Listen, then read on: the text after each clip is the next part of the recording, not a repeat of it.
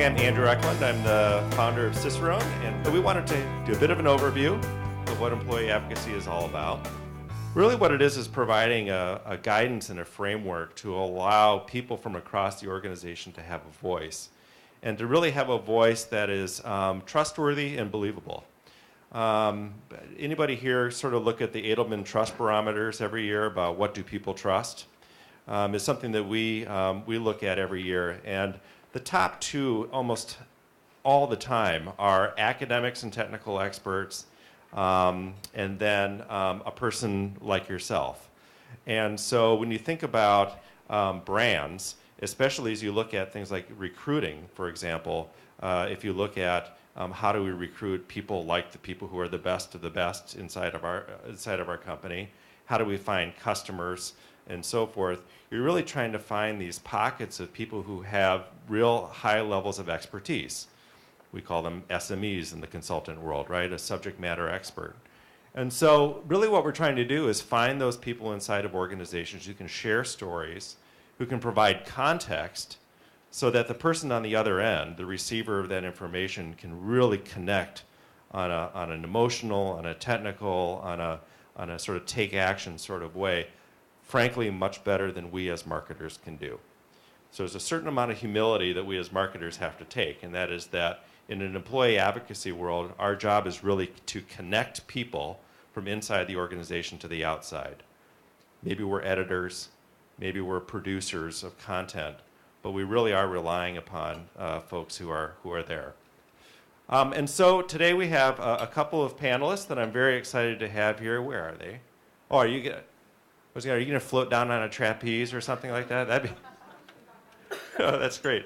As I introduce them, a couple things I want to just make sure that we do is some house rules. The house rules are there are no rules, meaning that at any time you can interrupt and ask a question. I think it's a small enough crowd here that we probably don't need to do the wait to toss around the mic. If there's a point that we make that you just really want us to elaborate on, please stop and ask. That's why the panelists are here to do that. And once again, we don't all have this figured out. And that is sort of a great thing. We get to invent an industry somewhat together. So, all right, I want to welcome to the stage Jeff Stender. Oh, there you are. Hi, Jeff. From 3M, right? And Melissa Chung from Molson Coors, flew down from balmy Canada to be with us today. And so to get started, I think the best thing to do is, first of all, let's just introduce yourself and talk to us a little bit about what your background is and how you were bestowed this duty, this wonderful duty of overseeing brand advocacy. And you can take the mic. The only thing I want to make sure you know is if you hit this thing on your knee, you're probably going to turn it off. So don't get so fidgety, Stender. No dropping. Right, no dropping the mic today, like you usually do. Go ahead, Melissa. So hello, everyone. Good morning. I started off at Molson Coors a couple of years ago, so about 4 years now. And I started in the brand marketing side of things. However, at that time, it kind of lived within the corporate world.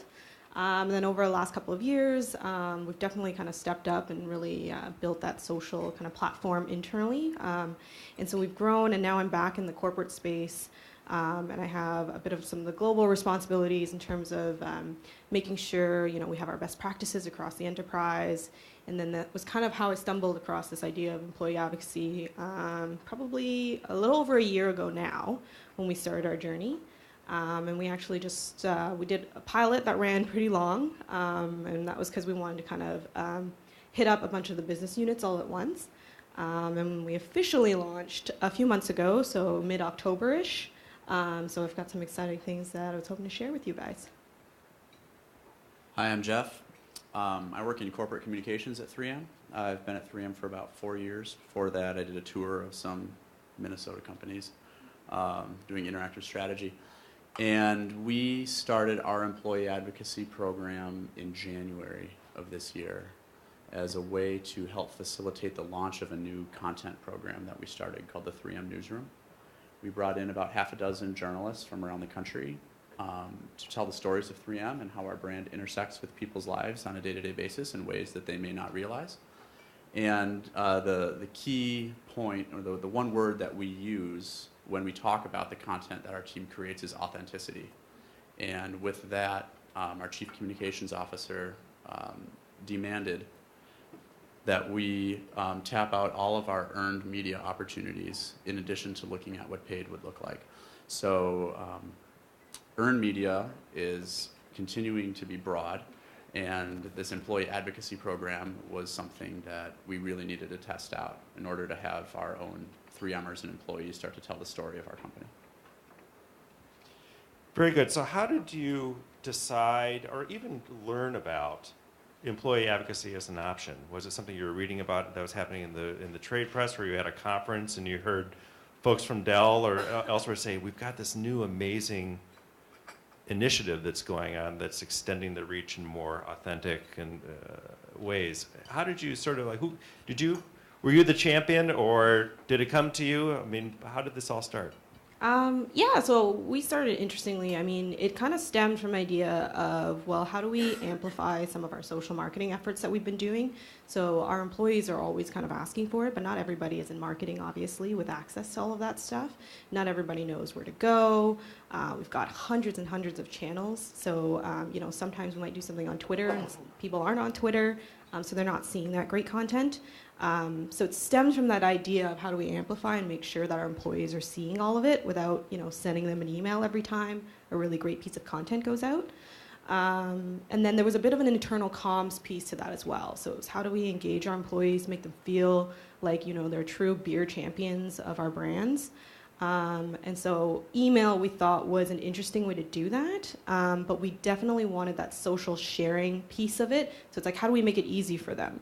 Because I think in the beginning, what we would do every time we had a really cool, interactive spot or something like that, it would be an email or it'd go out on the internal portal with a blurb that says, like, here's some of the copy you could use, here's the link, and yes, please go and log into your Facebook, Twitter account, LinkedIn account, and paste it on. So that was a lot of steps. And I felt that kind of hindered people from doing that, even though they were really excited about the content. And so that was kind of the first foray into it. It's like, okay, there must be a tool, or we could develop a tool that'll facilitate that for us. We did some digging around. I was like, lo and behold, okay, employee advocacy, that's what they're calling it. And so that's what we started with. So you mentioned beer champions. Is that like a hashtag or a badge or something that you use? Not necessarily, but we all do like to think of ourselves as that. I mean, it's definitely not a requirement for Molson Coors if you want to work for us, but we all are very kind of proud and lucky that we get to say that we are. So 3M is known as having a culture of collaboration in its technical community, and that has moved over to the business side as well. And as we were looking to roll out this newsroom initiative, I was talking with a couple folks in marketing and human resources. And we talked about the idea of really socializing this newsroom concept internally. They were talking about their needs for recruitment. On the marketing side, there's some exciting things that are coming up with 3M. And when we mentioned employee advocacy, it was just a 2 words, and I can't remember, if it was Deirdre or Michelle that said, "Oh, what technology platform are you looking at?" And I was like, "I don't know what that means." And so she said, "Well, here are a bunch of things that we can do." And through the course of conversations with Andrew, we became much more educated on how we could really put this thing together. So it was very organic, and it was very intuitive that this is a very authentic way to talk about what we're doing, and to really allow for people internally to talk about it as well. So one of the things I'm curious about in that is that you have all of this social content, and you have all of these people. How have you sort of had to transcend, if you will, or put in context for all of those people? Hey, are you just asking me to help you do your job better? What's in it for me? Right? Because just sharing the social content probably isn't enough for them to feel like they're really a part of something bigger than helping you do your job. So how have you had to sort of evangelize that internally? You want me to? Yeah, sure. So there are 90,000 employees at 3M, and we were able to find a couple who were really active on social. So it was something that they were just excited to do. They found intrinsic value in doing this. Our lawyers were actually very excited about the idea. Because wait, I'm sorry, did you say that lawyers were excited? It's really funny, they were. I mean, they had a happy hour that was very restricted and regimented, but still they partied nonetheless. They had 3-2 beer. That's right. Sorry. No, they for the longest time, social governance at our company was really focused on what you shouldn't be doing and what you should be scared of. So these are the ramifications of the actions that you would take, and they're not positive. What we were able to do here is take approved content and fill the pipeline of opportunity so that people who were desperate to talk about our organization and people that we could find who were already doing it were able to do so using their own voice, but directing people towards brand experiences that were approved and relevant. So we're working to remove fuzzy logos, we're working to remove goofy hashtags and mismentions. But I mean, we've got just a very passionate crew of people, and this is how they can talk about us. Yeah, and just to build on that point, I'm not sure if there are any legal folks kind of in here. I would say those were the ones that provided the most pushback. Mostly illegal folks are in here. Illegal folks. Okay, great. Good crowd. So, I mean, my kind of point to them, and that they took quite literally afterwards, was, well, it doesn't matter whether you like it or not. They're doing it anyways. So why not mitigate some of that risk that exists there, provide a bit of training and some of that value add back to the employees so that they're not doing, quote unquote, stupid things online. And then in addition to that, what's in it for the employees aside from helping kind of push your company messaging or your promos and all that great stuff that you have, if it doesn't affect their role, is one, generally we like to think that whatever company you work for, you're passionate about. And I think at Molson Coors, we've been really lucky that most of the people that we work with genuinely love the brands that we have and love the beer industry itself. So that was a very easy check mark for us. And then in addition to those, who didn't use social, it's like, well, I don't use social, like I don't care about that stuff. What we were told them was, this is kind of the new way of life, and what Molson Coors is going to do for you as a value add is teach you how to utilize that to benefit yourself from both a professional and a personal standpoint. So you don't know how to use social, we'll teach you how to use social, and here's how you can grow your own networks. And then figuring out what those little kind of proof points are for each kind of role or department. Why would sales guys care about this? Why would marketing? Why would HR? So it's like, as Jeff had mentioned, there's some really great recruitment or social recruitment opportunities that exist within employee advocacy. And so we kind of started off with that vein and tried to take a more positive approach versus a very negative. Can I just add one point to that?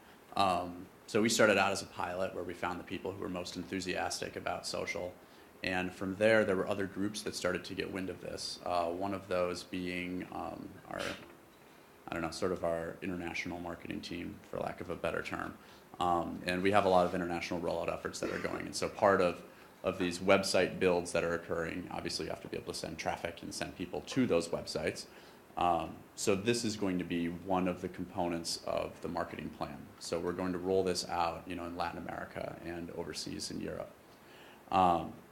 And then also along the recruitment side, we presented to our U.S. recruitment team, and the manager of that team said that this is not going to be nice to have for this group. This is going to be a requirement for your job. So the direction that our social strategy is moving doesn't say that, social is an isolated thing to inform what you do on a day-to-day basis. It's not relegated to a hub and spoke model where you shoot a request out to the social listening team and they come back with a report. It's something that you need to work with in an autonomous way that allows you to feel like you're able to do your job to its full capacity. And that's just one example of how it's being rolled out. So one of the things that we've talked about last night at dinner and in some of the prep as well is that we talk a lot about expertise, who has the expertise, who are the subject matter experts inside the organization that the market wants to hear from. Maybe it's your brewers, right? Maybe it's the people who are on the manufacturing side. Certainly on your side is the engineers and the scientists themselves. If we're trying to recruit more women engineers to 3M, who is the best person on the inside to represent that vision? So as this rolls up and we start to get more people active, can you sort of envision for me, or maybe in your case, how have you found those internal experts? How have you enlisted them to participate, and so that the employees can re-amplify themselves back out, I guess? So it started with a lot of social listening, and that was actually what I started 4 years ago, kind of as an intern, was mainly focused on social listening. And so we found, pockets of employees. I would say sales was one of those guys, as well as like brewers, as you've mentioned, that really enjoyed talking about, their craft or what they do and how they do their business. Well, that sounded weird. After kind of learning and seeing that was popping up within the organization, we kind of went around and spoke to them. Some of them were, we had several classes of people, right? Those who were already really, really socially active.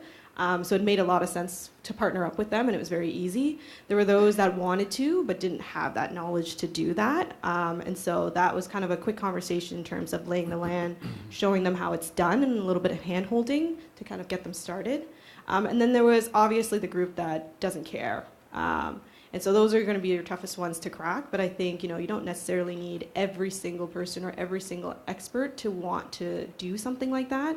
But if you really take the time to get to know those people and, find their passion in it. So if you know they're passionate about talking about it, tap into that. And if they're not, you can try to show them the way. But I mean, it's definitely not something that we've tried to force upon the experts within the business.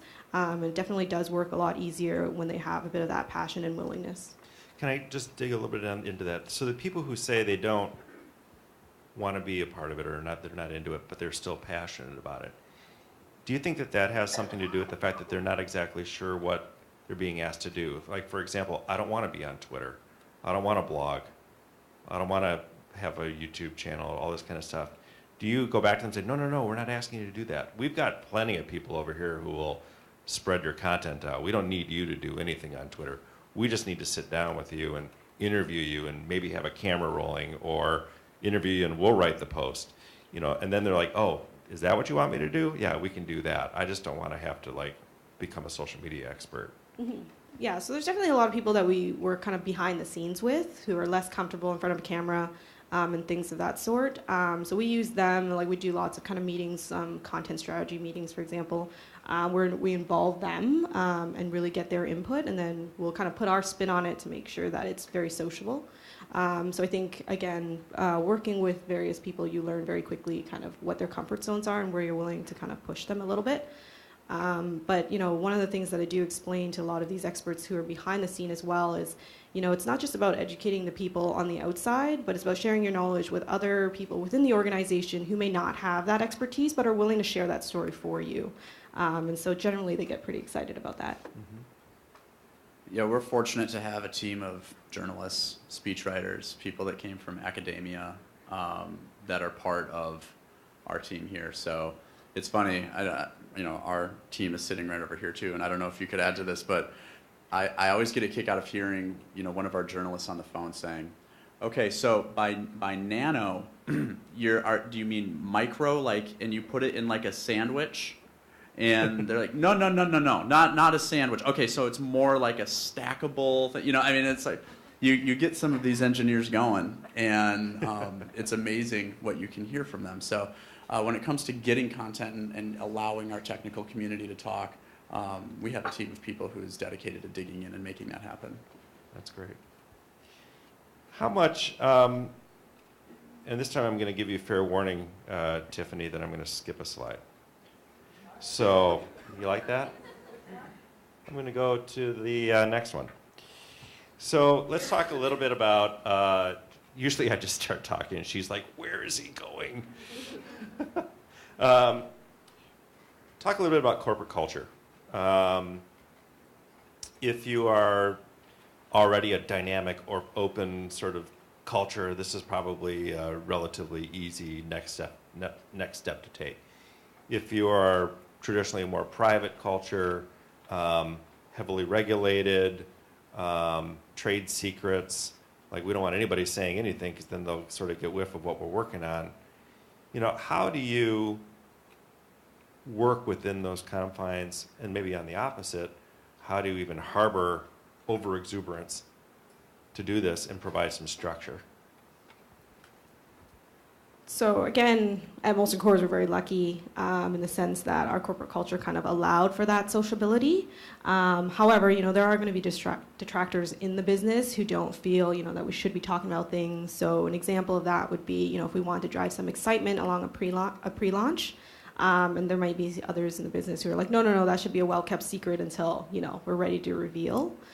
And so I think that's always going to be an ongoing battle. However, I think the very first question you kind of need to ask yourself as a business too, before considering an employee advocacy program, is does being social make sense? And I know that sounds very weird because you would think everything is very, very social, but when there are regulations at play and things like that, it does complicate things a lot. So being in the beer industry, we are very heavily regulated. However, it made a lot of sense for us to get in front of our employees and be social because it was part of that education process. So it's like, here you can learn a little bit more about the beer industry, about our values, so we don't talk about being drunk all the time. That's like a big no-no.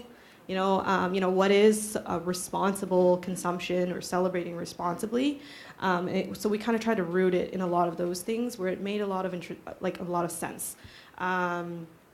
But I would say it is a tough one, especially if I would say what you really, really need, though, is a great social content strategy. And I know we talked about this last night a little bit. It's like, well, what do you do if, you're in an industry or in a business that has a bit of kind of that dry content? I think you just need to spend some time to figure out really who your audience is, first and foremost, and what interests them, and how you're going to tailor that content based on those needs and those wants and desires versus here's what I want, to tell the outside world. Because I think a lot of the times we find, especially in marketing as well, that doesn't always work out. I would say that 3M is a more quiet culture, but it's still very proud. People are proud to be 3Mers. Many people that we work with have been there for 30, 35, 40 years, which I can't imagine what that feels like. But while they're proud, I still think that there's kind of a twofold thing. One is they're happy to do it just because they're happy to be there. Like, they respect the company and the company respects them, and that's kind of where they sit. The other side is they don't necessarily know what they can and can't say. They don't know what, when it comes to technology or IP or, financial information, what is appropriate and what isn't. So in terms of and we also have people who love to talk about this stuff. And then there are people who really just kind of don't have as much interest.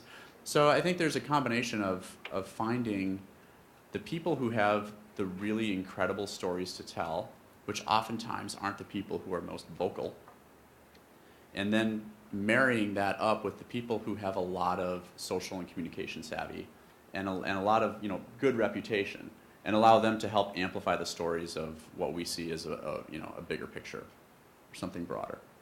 Yeah, the programs that we've been working on, that is really the common denominator among all of them. And that is that a lot of early social programs where let's go and find out all the people who are the most connected in the organization, and confusing the most connected with also being the experts. If we do that, then we're just going to have a big social media choir, right? And everyone's going to share the same Seth Godin articles and Chris Brogan, and then we have another one of those, which the world does not need, right? Versus we have people who are really highly connected and highly social, who are the kindling that when you light it can get the brand to take off, because now we've really found those sort of diamonds in the rough inside the organization. It's the same thing. To me, it's just the social equivalent of, like, who would you want to put on an industry panel as the person to be the spokesperson for the brand on a very specific topic, right? You wouldn't put, the marketing people on the stage to talk about something highly technical. It would be complete dislocated from what you're trying to do. So essentially, this is the virtual equivalent of that, right? And so how are you finding that the tools that you're using, and feel free to talk about the technology that you're using, sort of helps enable all that, whether it's through listening outside, right, to find out what's the market talking about, and do we have somebody on the inside who could be a great voice to participate in that and maybe even find some white space, right? As well as measuring impact. You want to talk about technology and some of the business cases that you're having to build?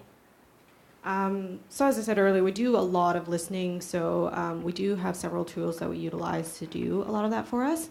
One of those kind of being Sysomos for our listening capabilities. So we take a look at a variety of things, what people are talking about us in relation to our company, as well as the beer industry, and just various kind of trending topics that we think we can play into. Then we also measure a lot through other social tools that we use for our publishing capabilities. So we're getting a lot of that feedback back in terms of how our own content is performing. So what consumers like to see, what they don't like to see, what's going over well. And then on the employee advocacy side, we do and take all of that insight together, but through the use of a tool for employee advocacy specifically, we're also able to tap in to see, okay, so what do our employees like hearing about? And what do their networks like hearing about? And what content really performs well? And I think a really great kind of interesting tidbit from that is, you don't know what you don't know.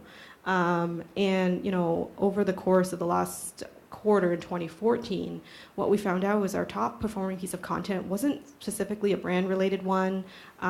It was actually around social responsible drinking. So it was about, this week is National Safe Driving Week, and this is how you can communicate to your friends and your followers how to celebrate responsibly, and that was the top performing post globally.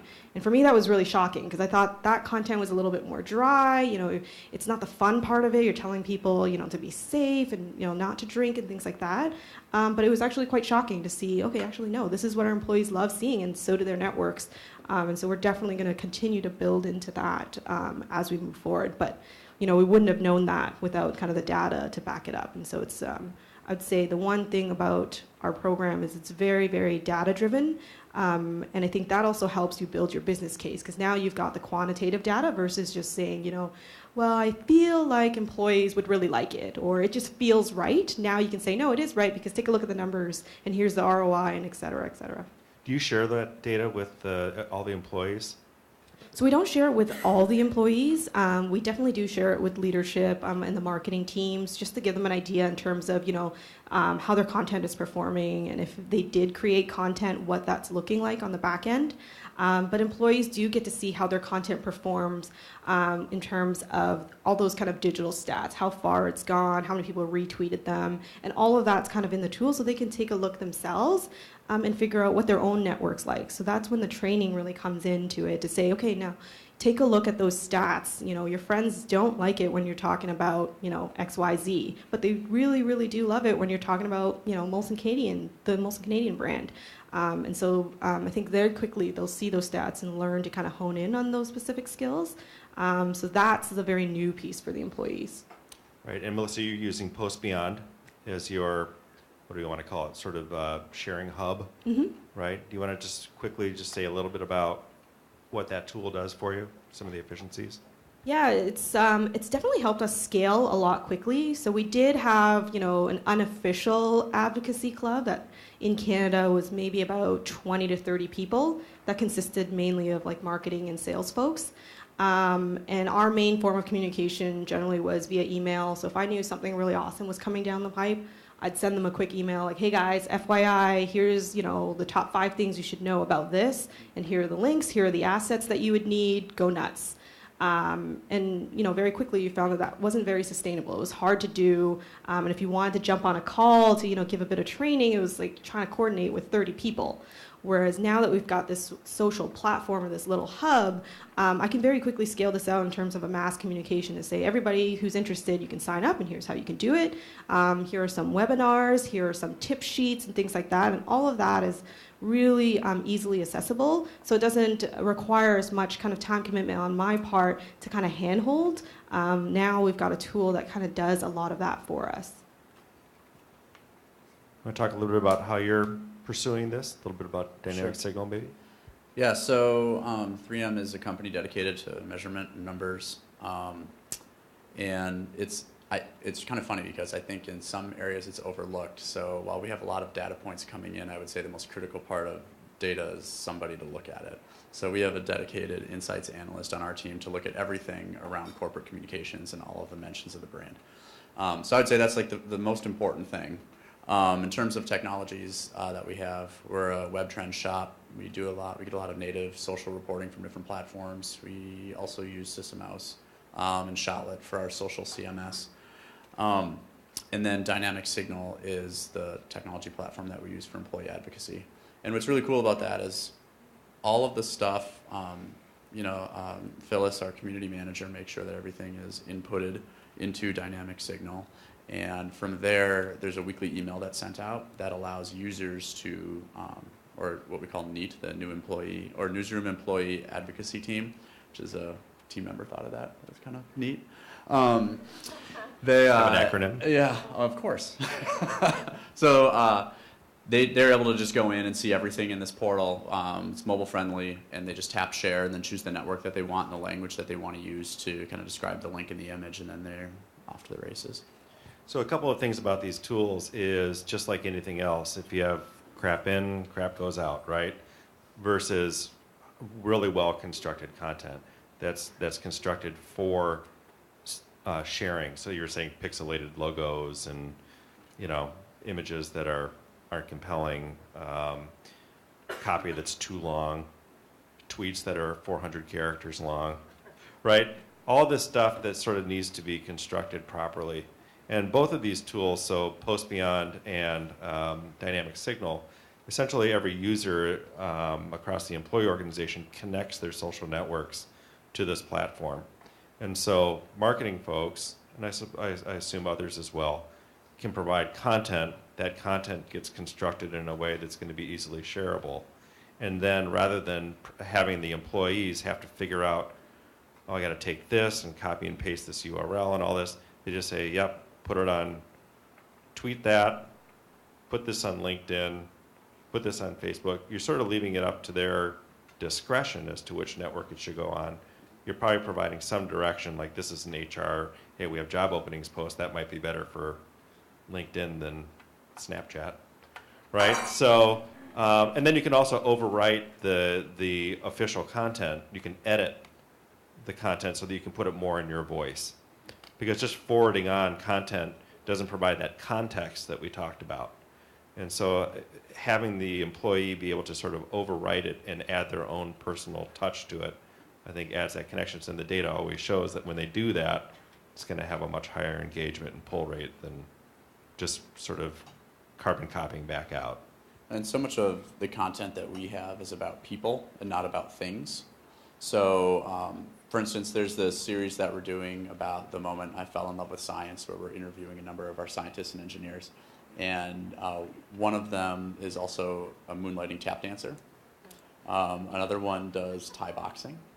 And I can't remember what some of the others do, but there's just this real human aspect to what they're doing that if you were to, that it's very easy for people, I guess what I'm trying to say is it's very easy for people to be like, I know Kristen, she's so cool, and then, amplify it out that way. Yeah. Let's pause for a moment just for some questions from the crowd. Yes? Hi, I'm Kristen O'Brien, and I'm just curious about how do the employees balance sort of being an advocate but not beating their friends over the head with oh, I love Colson Morris, and they're just like, shut up, you're still talking about work. Or, how do you balance using a professional versus a personal approach to working with your network? I think, again, it really starts with the content. So our content strategy overall at Molson Coors is to really be social and relevant. And so, again, it's less about the product, although, we do want to make sure that we're playing a part in that. But we typically try not to play in spaces where it doesn't make sense, where you're like, why the hell would Molson Coors, be talking about that? And so, you'll notice in our photography and things like that, even that seems so simple. It's like the type of photographs that you're taking, it really mimics more of a social setting. So it's typically like something that a regular person would share. So if I'm having a beer with Jeff, I might tweet out a photo of the beers and just be like, hanging out with Jeff, or whatever it may be. It just happens to be our product on the table. However, it feels very authentic and very, very social. And we try to do that in kind of every social setting. And actually, when we started out a few years ago, I was the photographer. So it was me going around with my phone, like, okay, this looks like a cool shot. And I'm like, okay, stopping people mid-drink, like, hang on, can I take a photo of that? Because that looks awesome. And it's sort of built from that. And now, obviously, we've got a professional photography team, but we've kind of taken what we learned over the years to say, here are the things that work really well. And it has to look like somebody took this on their iPhone or, wherever. And it has to look like somebody did this in their own kind of personal setting. So if you do take a look at some of our channels, you'll notice that's the type of feel that we try to go for.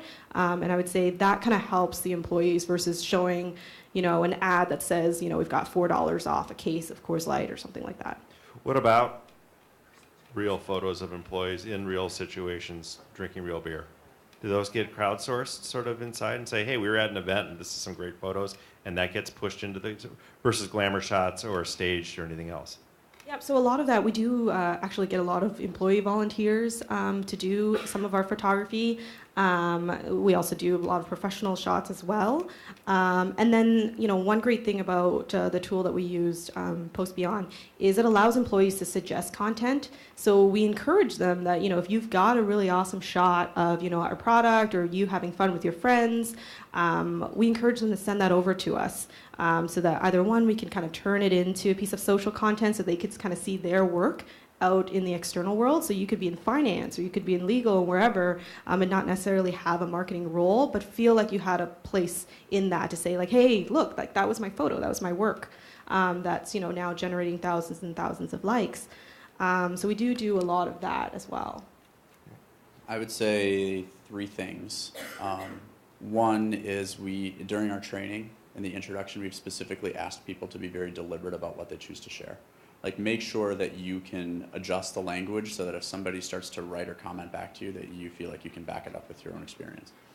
I'd say the second thing is we are not a rewards or incentive-based program, so people don't earn points by sharing more. I think that helps mitigate and allows people to use some judgment. And the third is with Dynamic Signal, we can link in, or we can hook in like different LinkedIn groups specifically. So somebody can share 5 things on LinkedIn, but they can do it with different groups. So the same person isn't going to see the same thing 5 times. Go ahead.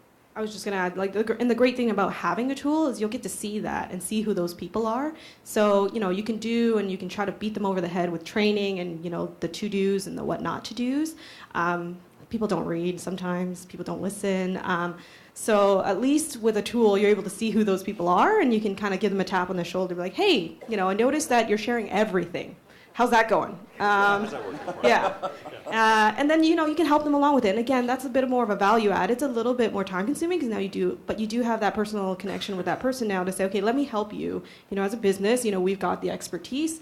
Let me help you with that. So it seems like you're very passionate about our brands. You love what we do. But let's take a look at what your friends like or what your professional network's like. And then really building that relationship and making them feel like that training is specifically for them.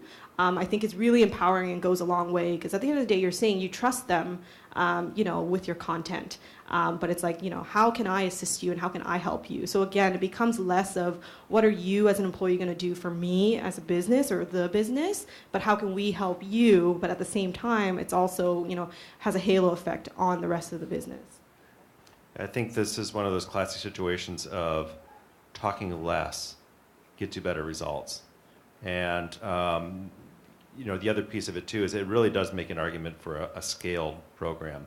If you have 15 people or 50 people in your program that are really activated, it's going to burn out because it's only 50 people and they're going to share everything out, especially if they're incentivized, right? If you have 15,000 people, they can be much more selective about what they choose to put out because that really is a reflection of their brand. So if they're retweeting everything out and doing everything else, that's a reflection of they're an overshare. And we know what happens to overshares. So in the case of a full-scale program, you still get the numbers that you want in terms of reach and engagement because the people who should be sharing that out are self-selecting themselves, and you get the impact that you're looking for. Jen. Could you run down the platforms again? So I know Dynamic Signal and Post Beyond, but there were others mentioned and what they do. Yeah, so they're all somewhat similar, and so Post Beyond is one that Cicerone's been using for a long time for our own advocacy programs. Relatively inexpensive. It's a good program. Dynamic Signal is the one that we've put both in place. Again, similar. Anybody on my team that wants to add to this, because they're like, oh no, Andrew's talking. Then there's Social Chorus, which is another one of the platforms that's in place. Anybody want to yell out something else? Everyone's social. Everyone's social. That's a listening platform. Sysmos is listening, right? Yeah, Everyone's social, Social Chorus, Dynamic Signal, and Post Beyond. I think they're all kind of that CMS, that social CMS platforms. They're the Yeah, so there's some listening built in. It is definitely the hub of where all that social content is and connects employees and their social networks to that node that all the activity takes place. Yeah, I'd say it's a employee advocacy CMS more than a social CMS. Yes. Can you talk a little bit about implementing those platforms with the employees? Was there any resistance to them linking their personal platforms within those hubs, and what was that process like for your teams? So with our employees, we had to do a lot of communication because there's always those questions like, does this mean you can see everything that I'm tweeting out or on my Facebook page? Can you see what my friends are saying? So there was a lot of education to let them know specifically what the tool does and how it works. I can't speak for every single one of the tools but for Post Beyond, the one that we specifically use, you can't actually see those things. I mean, you can see anything that comes out of the tool, we can see. And so that was what we tried to explain to the employees. And then one of the reasons why we gravitated towards Post Beyond was its simplicity. So I was very hesitant when I saw all of these great tools that did lots of great things that I think I personally would like or marketers would like. However, when we took a look at the approach of, what would the average employee who may not have any social experience want to use, we wanted to pick something that was really, really simplistic, almost to the point where you didn't need any training. So if you were just to poke around with a few clicks, you knew what was going on. And we found that Post Beyond really fit that bill for us. Of course, we do have like the guides and training videos and that sort for anyone who likes to learn that way. But I think simplicity was kind of key for us. Yeah, I mean, since we started with a group of people that were most social savvy as identified by community size and engagement, it was really like a yeah. Like there wasn't a whole lot of concern around it. I think some others who may not, do the social thing on a day-to-day basis as much will require a little bit more hand-holding. But no, we really didn't have any resistance. One of the interesting challenges there, I don't know if it's a challenge or just you're going to learn some things. Just last week, we were meeting with Jeff, and that happened to be that morning that one of their main advocates followed me on Twitter. And I looked, and I could not figure it out. I'm like, who is this guy? Right? And he's like, oh, yeah, he's like the foremost expert in horror films. He's a horror writer and an artist, and was making some jokes during the training about, what if there is lewd or pornographic or, disgusting material that crosses over his Twitter. I was like, are you kidding me? That's not right. So we had a good conversation about that. Yeah, but he has 23,000 followers as an individual. So, and who is also amped up to really help on this program. Okay, that's reality. So the issue there is, okay, well, first of all, of the 23,000 people who follow him for his horror writing, what percentage of those are also going to be interested in what he has to say about 3M? So that does come down to some of the network sort of challenges. In a case, in that particular case, if we're pushing out information about a recruiting initiative that's going on, maybe LinkedIn is the best channel for that, right? Maybe let's not. But here's the deal. If we tell the person with 23,000 followers that we don't want those 23,000, we want his 600 on LinkedIn, it has to be able to roll up to a management dashboard that says, see, reach wouldn't have been a good thing. Relevancy is everything. So it all comes back down to, what numbers are you being held accountable to? Because if you got to hit top line numbers, I'm going to hit the horror film people all day long.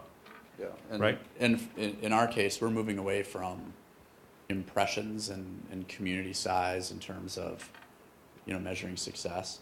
I mean, you can buy your way to that, and so it's really sort of an inauthentic measurement. What we try to focus on is percent engagement, and when we look at, the number of clicks that have been, driven to our, to our newsroom site. So, I mean, in this case, yeah, if he wants to talk about packaging tape and Dexter on his, Twitter handle, like, that's one thing. But as it relates to the straight up 3M messages, we're much happier with people who drive high engagement with less community size. Yes, sir. So my question is mostly for Jeff. Your company has been in existence since 1902 or something like that. So you have been successful for almost 100 years before social media took in its effect on the society. All the things you are doing, I understand you are telling the world that you're open and you exist. How your efforts are driving any performance in the financial area or any tangible way? Seems like you spend a lot of time doing this, and you are selling industrial products mostly. Right. So, if you could enlighten, please. Yeah, and if I can answer that broadly, and I apologize for not being more specific, 3M, I would say, has always been a social company. There's this story about what they called buggy trips, where our engineers and salespeople would actually get into a horse and buggy and go out to manufacturing facilities and watch what people did and interview folks and talk to them about the day-to-day challenges that they had, go back and make products for them to help meet that solution. And that theory and that approach hasn't changed. We are still extremely customer-centric and end-user-centric as it relates to the products that we create. So I would say we've been social for 113 years. Now, as it relates to all the different efforts that we're making here, is we're attributing social to a more complex model in terms of engagement and communication. Social contributes to sales by way of familiarity, and it contributes to loyalty, and all of these things need to work together. Now, I don't know that anybody is going to sit up here and say, yeah, social for a B2B drives, whatever percentage of sales. But we do know that the people that we can engage with and establish a relationship, we are able to do that for a longer term that goes beyond transaction. Is that? I understand. Okay. Thanks. I think one of the other areas about the business case that needs to be developed is sometimes a simple math game.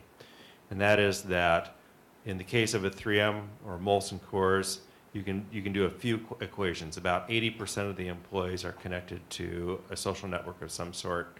Almost all of them are connected to a non-popular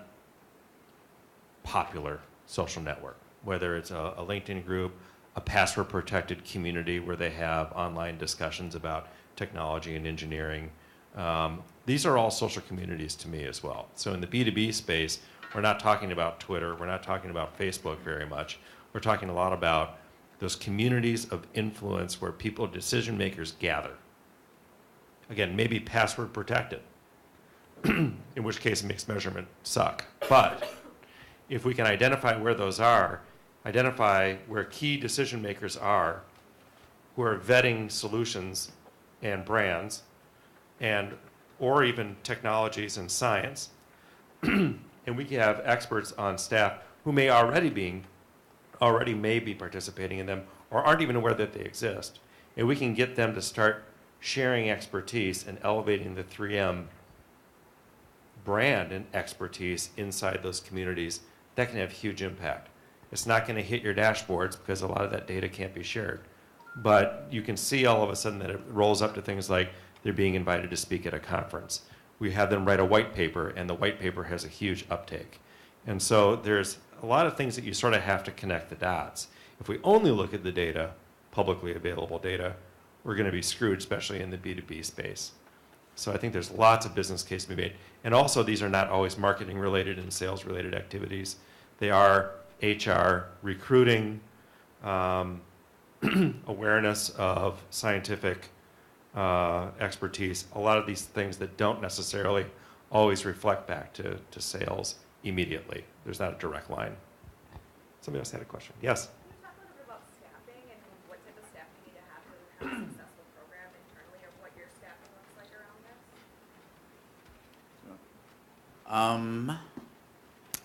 It's become part. Well, I don't know. The way that we've kind of organized everything is, like, Nick is in charge of all things analytics.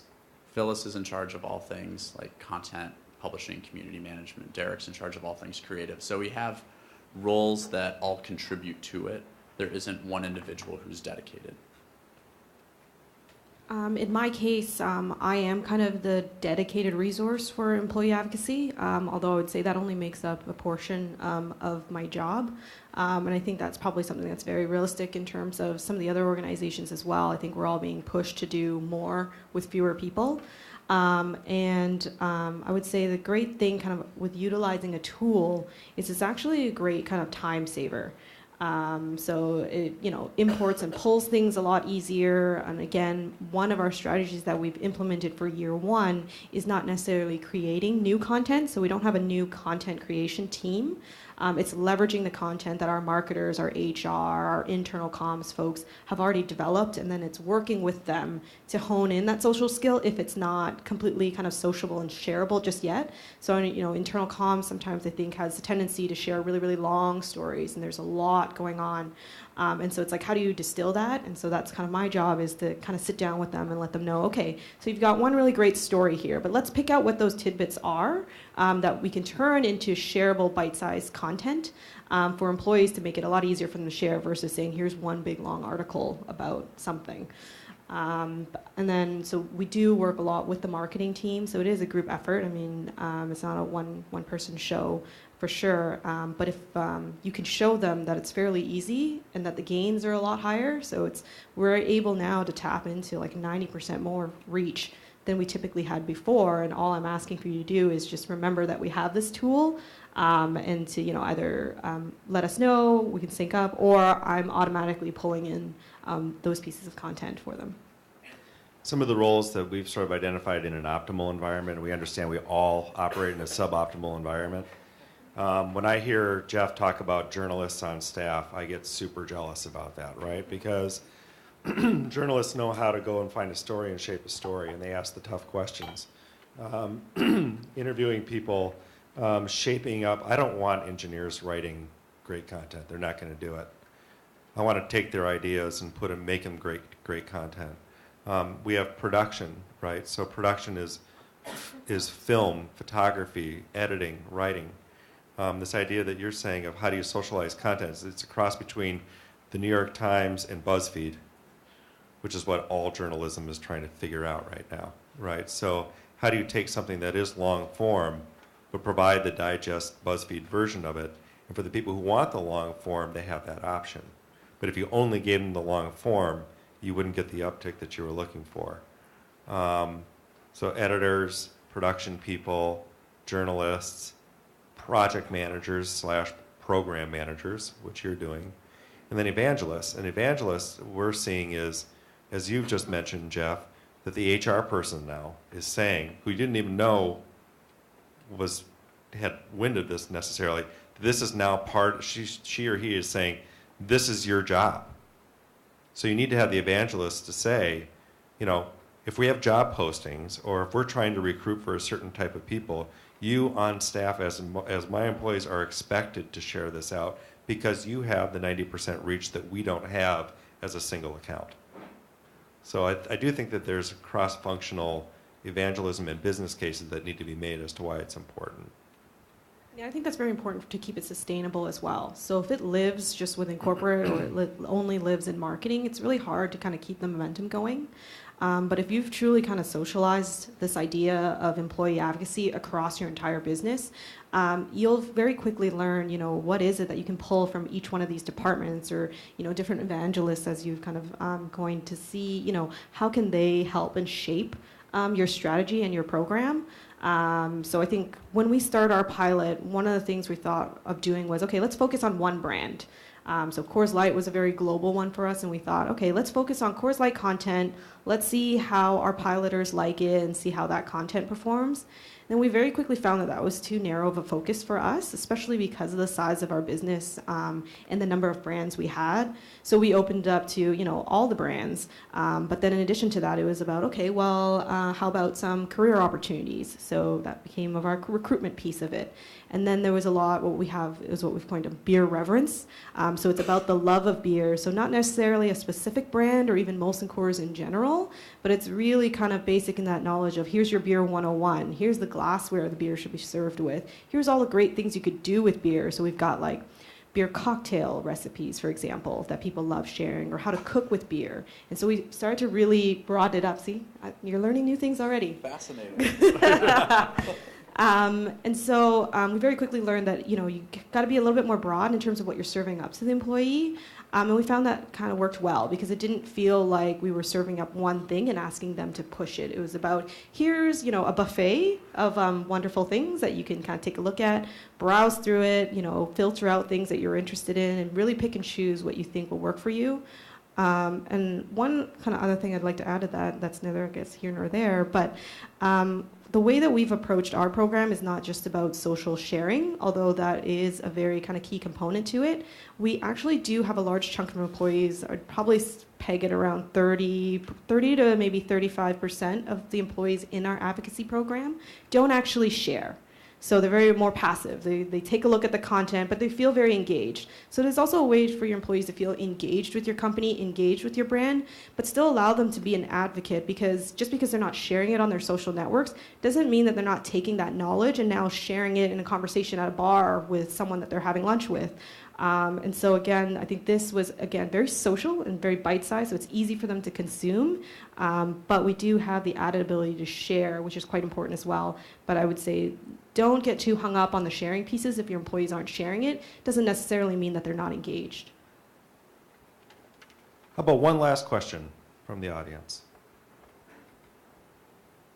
Yes, sir. I think the side of sharing like stories about the company and the products, and even like those related stories like glassware and stuff is good. But what about on the other side, where how are you helping employees to kind of self-identify? Like you had mentioned, there's a guy that does tap dance or does like Muay Thai boxing. How are you helping them or kind of prodding them to self-identify and say, hey, I have something that's kind of unique to me, and I want to share that and tie it in with the brand and, show people that we're more than just 3M or Yeah, the question for those of you over here is, how do you get people who may have a really great story to self-identify? And I'll amend that a little bit. How do you get other employees to identify really interesting stories in their peers and almost nominate them as an interesting story? Of course, we're a Midwestern place, so we never nominate ourselves for anything. But so do you have ways of doing that? You have to show them. So, like Jeff said, with the different kind of content series he has, we do things that are very similar. So we take a very personal thing that I may know of because I know the person. I'm like, hey, that's a really cool story. Can you suggest it through what we call Beer Post? That's the platform that we've named it. And so that I can share it out with the rest of the employees. So as you do that more, employees will see that more. So we do also have a weekly email that goes out that they can interact with, so they don't even actually have to come into the tool. And they'll start to see that more. So, when you see the guy, doing kickboxing, but, somehow has to do with beer, it triggers them to think like, oh, actually, yeah, I do something very similar, and that might make a great piece of content. And so slowly, I think you'll find people coming out of the woodworks. And again, it's through kind of education, awareness, letting them know that, we're encouraging them to share these types of things with us, so that we can, in turn, kind of amplify that for them. Yeah, in our case, it's relatively new, and I'm trying to think about what some of those models will look like.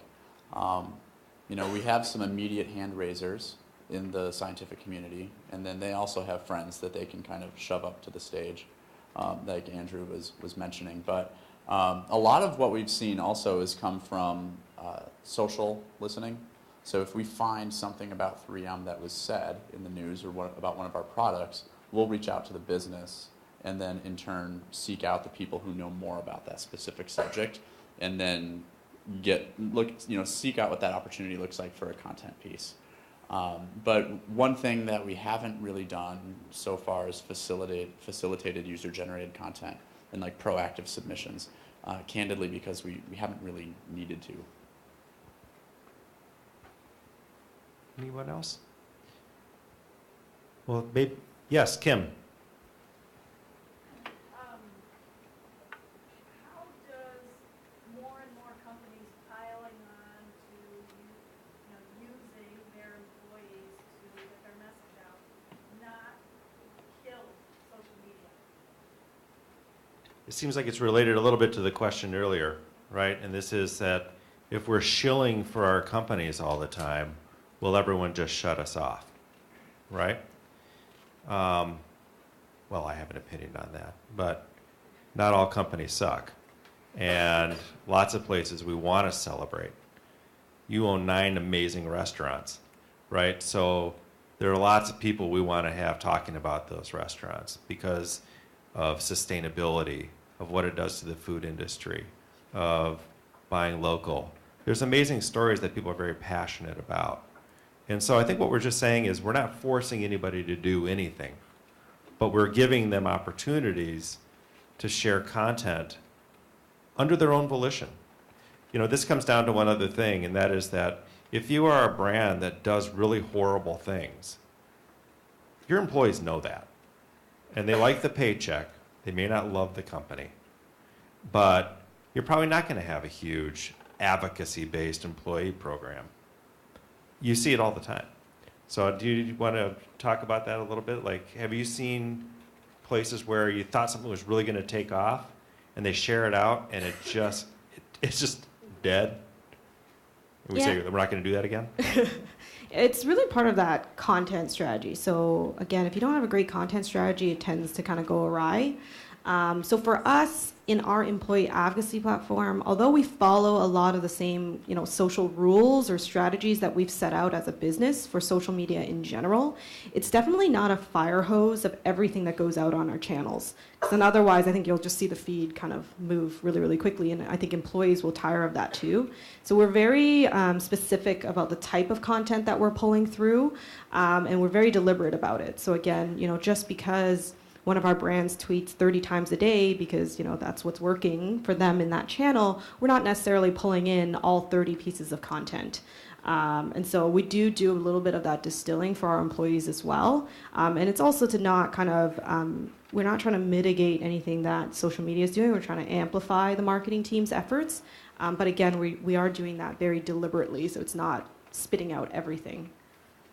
And I think that in our case, it makes social relevant. So when you said, is it killing social media? I still think there are a lot of, I had this great ham sandwich for lunch and, do or do not, there is no try, kind of like tweets that are going out. And with this, we're actually providing some relevant context for people. So for us, it's helping amplify the efforts instead of the opposite. You might actually give people a reason to be on social media for the first time because they don't want to hear about ham sandwiches. With all due respect to people who make great ham sandwiches, Kim. Sorry. Well, thank you very much to both of you. Thanks for making the trip here. Well, both of you had to come over from St. Paul. I don't get on this side of the river very often. That's right. And thank you to all of you. Great questions. I'm so glad that you chimed in. And these are very important events. You do have a survey. We take them very seriously. This event was on employee advocacy was really sourced from surveys with people. This is what they wanted to hear about. And so, because hell knows I wanted to talk about something else. No, I'm kidding. What's that? Can I make a plug? Yes, make a plug. Our newsroom launched on February 2nd. So if you go to 3m.com/newsroom, you will see all the content that we're putting into our employee advocacy portal. That should give you an idea of what we're experimenting with and what we think might work. And then just to build on that and the thing behind our head, I think we'd be remiss to not at least show you what one of our platforms look like. So again, we did launch a few months ago, and this was kind of a snippet, so part of the Social Media 101 video that went out to our employees. It basically kind of took them through, why we play on social, what we do, and then how they could get involved as employees in our social programs. And then at the very end of the video, which won't be in this cut, but basically takes them through through those very high-level do's and don'ts, and if you have questions, who you need to be in touch with. But this is just a quick snippet about Beer Post, or our employee advocacy program at Molson. Thank you. Molson Coors and our brands have a vibrant presence on a wide variety of social networks. Consumers can engage personally with our brands or with other fans, participate in contests, share stories and photos, look for a career in beer, watch videos, you name it. But there are also great ways for you to use social media at Molson Coors. Our business is inherently social, with people like you at the heart of it. That's why we encourage you to get social by using two great tools we have to offer, Beer Post and Yammer. Beer Post is a social dashboard that captures a variety of our awesome content from various channels and puts it all into one easy-to-share platform. In a world of information overload, we're trying to make it easy for you to find the latest bite-sized content like brand stories, beer cocktail recipes, beer and food pairings, our beer print stories, industry news, job openings. Your main feed will pull content relevant to your local market, but you can also use filters to check out our brand stories from around the globe. And the best part is, we make it easy for you to share on Facebook, Twitter, and LinkedIn. You can personalize posts before sending them. In fact, we strongly encourage it. You can even schedule when posts go out from your profiles. Last but not least, you can submit content ideas right from the tool. We know you're among the most passionate brand champions around, and we want to hear from you. Don't worry, we will provide social media training and tips on effective communication to help develop your skill set and grow your own networks. Signing up is easy. Just click the link available on Cheers Central or visit mcbcbeerpost.com to register, and you'll be able to stay updated with our latest social news via email, your computer, and even mobile devices without the need to install an application. Okay, well, thank you very much, everybody. Please stick around if you like, and thanks again.